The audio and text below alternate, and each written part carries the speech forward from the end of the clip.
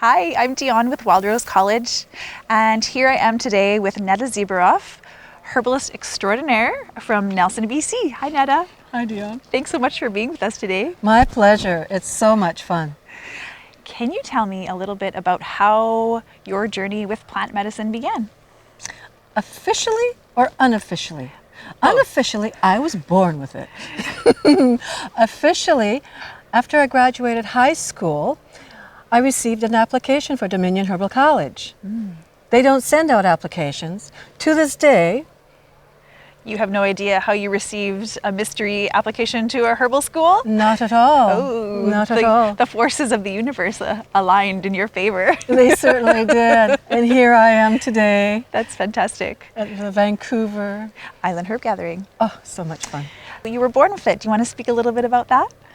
Well, my grandparents always had herbs. My grandmother was the babka, the okay. healing woman in the village. Okay. And my grandfather was an osteopath. Oh. So people that weren't feeling well came to them. And Grandpa fixed up many people's backs and bodies, and Grandma did the herbal thing and the prayer thing. So, and when I told him I wanted to become a herbalist, she didn't think that it would be such a good idea. However, here I am, and I'm so glad to be sharing this knowledge. It's so wonderful. That's amazing. It is an amazing journey. I remember my first seminar with Dominion Herbal College down in Chilliwack. I wanted to be on time. I came a week early. You were dedicated. Very dedicated. I was so excited. She looked at me, she says, a day in advance is much on time. Yeah. But a week, darling, is just too much. So I went and visited with my godbrother for a few days. But I did come to the clinic, and there was a herb garden behind there. So I kept working and working and working, and I wanted to be her apprentice. But she didn't want to take apprentices. She had okay. enough of them. Okay. Well, Oh, 10 days after with I the know seminar, where this is going. she decided that, Netta, you go home, pack some clothes, and come back. I've decided that you can be my apprentice. Wow. You'll come to the clinic in Burnaby, and I'm happy to take you on. And that's where my journey began with studying herbalism. And what was this herbalist's name? Ella Burznick, the late, great Ella Burznick. Okay, lucky you. Very That's fantastic. lucky. So again, the stars align. Oh, Yeah. I get shivers right now. Yeah. I'm just, Me too. I have a little goosebumps. Do you? Yeah. It's amazing. Netta, can you tell me a little bit about your cultural background? I was born into the Dukabur community, and we lived off the land. And we had herbs. We self-medicated. Grandmother always had gardens. We always had mint growing, and they always had osha. Always had osha in the cupboard. And grandfather was a logger, so he always had tamarack pitch mixed with osha, because when you get a big cut out in the mountains, it can really fester. So the pitch he mixed with the powdered osha, and it worked like a charm. My brother was carving, and he slit his finger to the tip of his thumb. Wow. And Grandpa applied this medication. We call it medication, the salve. And on Monday, I guess, they went to the doctor, and the doctor took a look. He says, I'm not going to cut it open. I'm not going to put stitches in it. It healed like a charm. The only drawback was that all the tendons and ligaments healed so quickly that he couldn't unbend it for the longest time. So my grandfather Wow. used to massage it so that it would Wow. loosen up. Yeah, Wow. very powerful medicines. Wow. Very powerful So medicines. using plants and herbs in this way is really part of your cultural tradition. Is that correct? My personal cultural Very cool. traditions. Yes. Do you have some favorite plants or remedies that were passed down to you? The salve. The salve? The salve Yeah. was really, really something. Yeah. Smudging. My Baba used to smudge.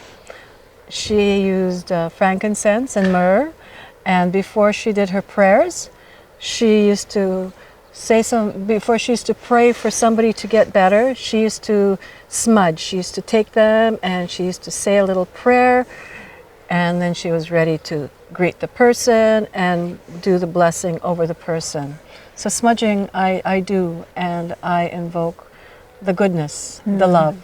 Yes. The love, yes. Absolutely. Very much like in many medicinal practices was prayer and ritual and invocation, wasn't it? It's true, and she did not want me to be an herbalist because of the connotations of being a herbalist and the witchery, I suppose. The association with witchcraft, perhaps, or people are going to other make forces. fun of you, and perhaps she was made fun of, so she didn't want to have the same thing happen to me, although she got used to the idea. Yeah. But people says, Netta, you can't make a living off of it. And for me, it wasn't making a living. It was learning the art and being patient with it. And oh, I'm so grateful for Ryan Drum when he came to the seminars, because every day I made sure I went out on the herb walks, because he knew the technical names, he knew what things were for, and now I can share this knowledge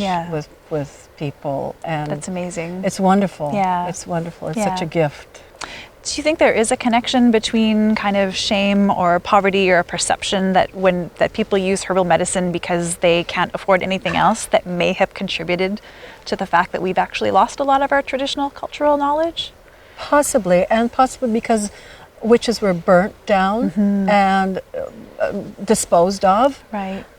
And so things had to go undercover, and for which we are really grateful for, not just me, but all of us herbalists here at this gathering, because the traditions did not completely die. Not all the books were completely eradicated. We are still here. We are growing stronger. Very much thriving. And it's important because of our children and grandchildren. I mean, my kids now, Anthony says to me, Mom, I'm so proud of you. You are doing so great. How did you do it? You had 40 people at your hot pot lecture yesterday. How did you manage it? And you're going to do it today as well. And I says, well, first you get organized, you get all your products, and you have to have patience. Patience with yourself and patience with the people, and know what you're talking about. Learn what you're talking about, and go with your heart. Go with your heart, listen to your heart. Your head will try to take over, but if you listen to your heart, the magic, the fairies, they'll all appear, and they'll help you find whatever you need. That's amazing. It is so fun. Thank you, Netta.